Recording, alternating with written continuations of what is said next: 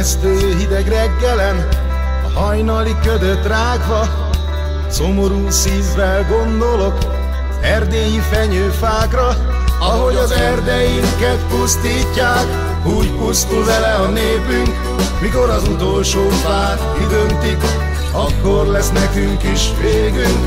Nézem az idős bácsikat, akik az életben láttak már mindent, vakuló szemükkel keresik, de nem találják az Istent. A nénik is inkább csak sírnak, nincsen sem család, sem gyerek.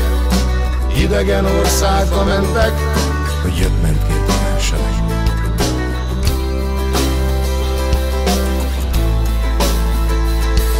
Bár ugyanaz ismétlődik, 100 meg 100 éve régen, mi ébresztő kiáltás helyett suttogunk csataszélben.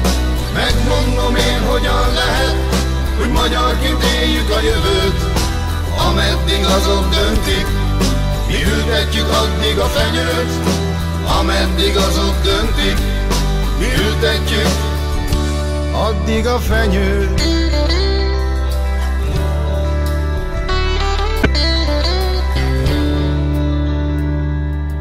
Bajban sem ismerjük egymást, nem nyújtunk segítő kezet, de ha nem hiszi magyar a magyart, az út már a pokolba vezet.